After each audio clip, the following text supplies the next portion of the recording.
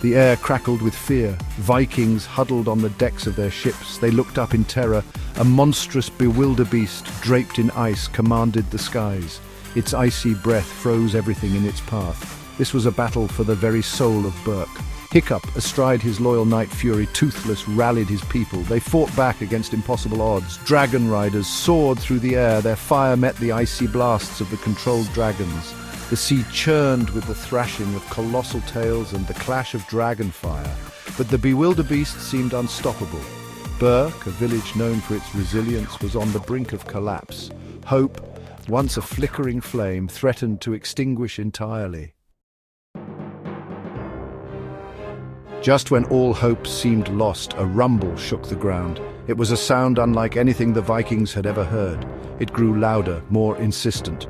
On the horizon, strange shapes began to emerge from the mist. The newcomers were not Vikings, nor were they dragons. These were machines, crafted of metal and powered by forces unknown. They were an army from another world entirely. The modern United States military, transported to this strange, dragon-filled world. At the forefront stood soldiers armed with weapons that gleamed strangely in the sunlight. Behind them rumbled tanks, their cannons pointed towards the sky.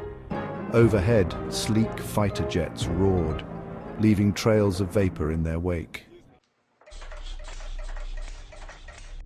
The arrival of the US military turned the tide of battle in an instant. The soldiers, though initially stunned by the sight of dragons, quickly sprang into action. They had faced down many foes, but never anything quite like this. Tanks, their cannons booming, unleashed explosive shells that dwarfed even the largest dragon's fire.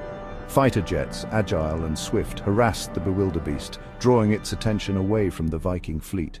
Drones, small and almost invisible against the clouds, provided crucial intelligence, relaying the enemy's movements to the soldiers on the ground.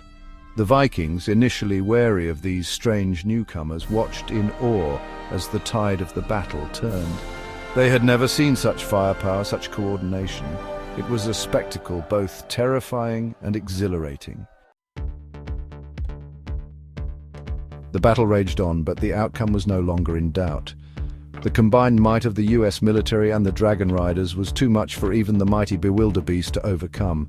With a final earth-shuddering roar, the giant beast collapsed into the sea, its reign of terror finally over. In the aftermath, two very different cultures found themselves bound together by the shared experience of battle. Vikings, used to the ways of dragons and hand-to-hand combat, marveled at the technology of the soldiers. The soldiers, in turn, were humbled by the courage and skill of the dragon riders. It was the dawn of a new age for Berk, an age where the ancient ways of dragons and the modern technology of mankind existed side by side. The future, though uncertain, was filled with the promise of unimaginable possibilities. The battle was over, but the adventure was just beginning.